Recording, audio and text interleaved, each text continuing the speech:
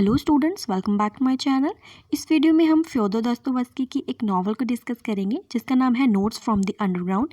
इसे 1864 में पब्लिश किया गया था और माना जाता है कि ये फर्स्ट एग्जिस्टेंशियलिस्ट नॉवल थी। एग्जिस्टेंशियलिज्म एक ऐसी फिलॉसफी होती है जिसमें माना जाता है कि इंसान फ्री होना चाहिए, कोई भी फोर्स उसे कंट्रोल ना करे या कोई उसे डिक्टेट ना करे। वो अपने कामों के लिए फ्री होना चाहिए, लिबरल होना चाहिए और अपने सभी एक्शंस के लिए खुद ही रिस्पॉन्सिबल होना चाहिए।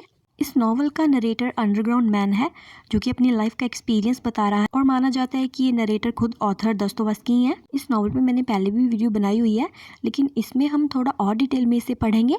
इस नॉवल को 2 पार्ट्स में डिवाइड किया गया है और फर्स्ट पार्ट में अंडरग्राउंड मैन अपने लाइफ एक्सपीरियंस रीडर्स के साथ शेयर कर रहा है। इसमें वो कुछ आइडियाज, प्रिंसिपल्स एंड फिलॉसफी को हमारे साथ शेयर कर रहा है। तो आइए फर्स्ट पार्ट को पढ़ते हैं। तो पहले वो हमें बता रहा है कि वो एक सिविल सर्वेंट रहा है। वो सारी दुनिया से अलग रहता है, वो किसी से भी बात नहीं करता। वो कहता है कि वो स्पाइटफुल है, मीन्स हेटफुल है, कोई उससे बात करना पसंद नहीं करता और वो भी किसी से बात करना पसंद नहीं करता। वो अपने आप को कॉन्शियस मैन बताता है, यानी कि ओवरली इंटेलिजेंट। ऐसे पर्सन खुद को बहुत ज़्यादा समझदार मानते हैं बाकी दुनिया से और वो इतना ज़्यादा सोचते हैं, इतनी ज़्यादा ओवर थिंकिंग करते हैं कि वो इसके अलावा और कुछ कर नहीं पाते, बस इसमें ही वो गुम रहते हैं। और इसके अलावा होते हैं मैन ऑफ एक्शन, जो कि एक्ट भी करते हैं, ना कि सिर्फ सोचते रहते हैं। लेकिन अंडरग्राउंड मैन इनसे अपने आप को अलग मानता है। वो ऐसे समझता है कि हम जो भी एक्शंस करते हैं वो सब नेचर द्वारा फिक्स्ड होते हैं, डिटरमाइंड होते हैं। हम अपने आप कुछ नहीं कर पाते। अगर हम रोते हैं, हंसते हैं, खाते हैं, पीते, तो ये सब नेचर द्वारा ही डिक्टेट होते हैं। मीन्स नेचर पावरफुल है और ह्यूमन उसके आगे बहुत छोटा है। तो वो ह्यूमन पावरलेसनेस को शो कर रहा है कि हम ह्यूमंस होते हुए भी नेचर के अगेंस्ट जा ही नहीं सकते। और बस यही बातें वो सारा दिन सोचता रहता है। उसकी बातें जल्दी ही किसी को समझ में नहीं आती। फिर अंडरग्राउंड मैन कहता है कि वो बहुत प्राउडी है, लेकिन अगर कोई उसे थप्पड़ मारेगा तो उसके बदले में वो उसे थप्पड़ नहीं मारेगा,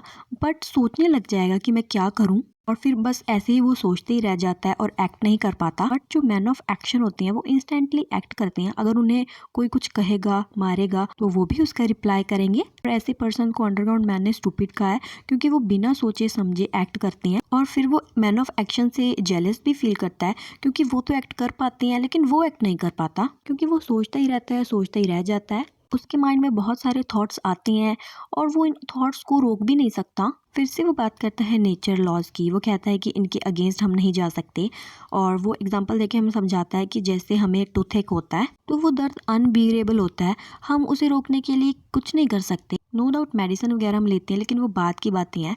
लेकिन टूथ एक को तो हम नहीं रोक सकते ना, वो तो कभी भी हो सकता है और हमें कितना दर्द होता है ये तो हम समझ ही सकते हैं। तो ऐसे अंडरग्राउंड मैन नेचर के सामने खुद को बहुत छोटा फील करता है, इन्फीरियर फील करता है। अंडरग्राउंड मैन खुद को स्लगर्ड कहता है, मीन्स लेजी, और वो ऐसे ही रहना चाहता है। फिर वो बात करता है उन लोगों की जो ऐसा मानते हैं कि ह्यूमंस बैड थिंग्स इसलिए करते हैं क्योंकि उन्हें पता नहीं होता कि कौन सी चीज़ उनके लिए सही है और कौन सी गलत है। मीन्स उनके पास रीज़न नहीं होता, लॉजिक नहीं होता। और अगर ह्यूमन बींग्स लॉजिकल हो जाए तो वो गलतियाँ करना बंद कर दें। वो कहता है कि ह्यूमन हिस्ट्री इस बात की गवाह है कि इंसानों ने बहुत सी गलतियाँ की हैं, और वो इसलिए नहीं कि उनमें समझ नहीं थी कुछ भी सही गलत को पहचानने की, बल्कि इसलिए क्योंकि उन्हें अपने इंटरेस्ट के बारे में पता था कि हमें क्या करना है क्या नहीं। मीन्स इंसान लॉजिकल हैं, उन्हें सही गलत की समझ है। ह्यूमन बीइंग्स प्रायोरिटी हमेशा अपने इंटरेस्ट को देती हैं, फिर उसके लिए चाहे उन्हें कुछ भी क्यों ना करना पड़े। फिर अंडरग्राउंड मैन उन लोगों को क्रिटिसाइज करता है जो कहते हैं कि यूटोपियन सोसाइटी इस्टेब्लिश हो जानी चाहिए। ये एक तरह की इमेजिनेटिव सोसाइटी है जिसमें माना गया है कि सभी लोगों को इक्वालिटी होगी, जस्टिस मिलेगा, लिबर्टी होगी, कोई वहाँ पे लड़ाई झगड़ा नहीं करेगा और सब लोग शांति से रहेंगे और ऐसे ह्यूमन बींग्स लॉजिकल हो जाएंगे, साइंटिफिक हो जाएंगे। फिर अंडरग्राउंड मैन ने कहा है कि ऐसे तो ह्यूमन बींग्स मशीन्स बन जाएंगे क्योंकि उन्हें वैसे ही एक्ट करना होगा जैसे रूल्स रेगुलेशंस कहते या फिर जैसा लॉजिक कहता है। तो ऐसे वो लोग इंसान नहीं रहेंगे, सिर्फ मशीन के पार्ट्स बन जाएंगे, पियानो कीज बन जाएंगे। वो कहता है कि रैशनल सोसाइटी भी हमेशा सक्सेसफुल नहीं होती। इंसान की अपनी भी डिज़ायर्स होती हैं जिसको उसे फुलफिल करने का हक है। यूटोपियन सोसाइटीज़ में जो साइंटिफिकली सही होगा सभी लोगों को वही मानना होगा। तो इंसान जो भी काम करेगा उसे ये देखना होगा कि साइंटिफिकली ये सही है या नहीं। तो ऐसे फिर उसके इमोशंस एंड फीलिंग्स खत्म हो जाएंगे और यूटोपियन सोसाइटी पॉसिबल नहीं है क्योंकि हर एक इंसान अलग होता है, सबकी अपनी प्रेफरेंसेस होती हैं। तो हर कोई एक बात को नहीं मान सकता। ह्यूमन बीइंग्स की इंस्टिंक्ट है कि उसे हमेशा ज़्यादा चाहिए और इससे कंपटीशन बढ़ता है तो वो स्ट्रगल करते हैं। तो इससे सोसाइटी डेवलप होती है। तो ऐसे underground man utopian crystal palace को रिजेक्ट करता है, क्योंकि इंसान की कुछ स्पिरिचुअल नीड्स भी होती हैं जो कि यूटोपियन सोसाइटी में पूरी नहीं हो सकती। वहाँ पे उसकी सिर्फ मटीरियलिस्ट नीड्स पूरी हो सकती हैं। तो अंडरग्राउंड मैन जब ये सब लिख रहा है तो वो बाहर देख रहा है कि स्नोफॉल हो रही है। तो उसे स्नो को देखकर अपनी लाइफ का एक इंसिडेंट याद आ जाता है, जो कि उसने सेकंड पार्ट में बताया है, जिसका नाम है अप्रोपोज ऑफ द वेट स्नो। तो पहले वो याद करता है अपने यूथ डेज को, जब वो ऑफिस में काम किया करता था। वो अपने कोवर्कर से भी नफरत करता था, और जो उसके पास काम करवाने आते थे उसके ऑफिस में, वो उन्हें भी बहुत तंग करता था, टॉर्चर करता था। वो अपने आप को सबसे सुपीरियर एंड इंटेलिजेंट मानता था, और ऐसे वो सारी दुनिया से अलग हो गया, अंडरग्राउंड मैन बन गया। तो एक दिन अंडरग्राउंड मैन को उसके कुछ क्लासमेट्स मिलते हैं, जिसमें मेन होता है सिमेनॉफ, और वो डिसाइड करते हैं कि वो अपने एक दूसरे फ्रेंड ज्वर्कोव के घर पे जाके डिनर करेंगे, पार्टी करेंगे। तो जब अंडरग्राउंड मैन अपने घर में वापस जाता है तो वो अपने स्कूल डेज को याद करता है। उसकी कुछ अच्छी मेमोरीज तो है ही नहीं, उसे तो अपने सभी फ्रेंड्स से नफरत थी, और ऐसे ही वो सोचता रहता है बस। तो नेक्स्ट डे अंडरग्राउंड मैन अपने फ्रेंड्स के यहाँ डिनर के लिए पहुंचता है, लेकिन वो पहले आ जाता है, उसके फ्रेंड्स बाद में आते हैं, क्योंकि उन्होंने टाइम चेंज कर दिया होता है और उसे नहीं इन्फॉर्म किया होता। वो उनसे रूडली बात करता है कि उन्होंने उसे बिना बताए टाइम चेंज कर दिया था।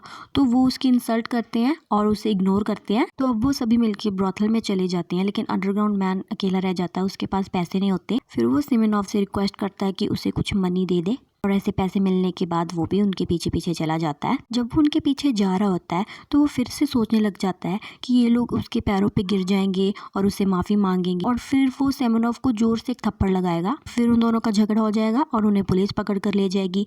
बस ऐसे ही सारा दिन वो कुछ ना कुछ सोचता रहता है। तो ब्रॉथल पहुंच के वो एक लीजा नाम की लड़की से मिलता है। वो एक प्रोस्टिट्यूट होती है, और वो उसको मोरालिटी पे एक लेक्चर देता है कि तुम्हें ये सब छोड़ देना चाहिए, और वो उसे अपना एड्रेस दे के वहाँ से निकल जाता है। तो नेक्स्ट मॉर्निंग जब वो उठता है तो वो रियलाइज करता है कि वो क्यों लीजा को अपना एड्रेस देकर आया था। अगर वो सच में यहाँ पर आ गई तो फिर वो अपने सर्वेंट से लड़ने लग जाता है, और उसी मौके पर लीजा वहाँ पे आ जाती है। उसे यही डर सता रहा होता है कि अगर लीजा उसकी पावर्टी को देख लेगी, उसके इस हालत को देख लेगी तो क्या सोचेगी। और वो लीजा की बहुत इंसल्ट करता है और उसे कहता है कि तुम पैसे के लिए यहाँ पे आई हो। वो उसे कुछ पैसे देता है और वहाँ से चले जाने के लिए कहता है। वो वहाँ से चली तो जाती है, लेकिन वो पैसे वहीं पर फेंक कर जाती है।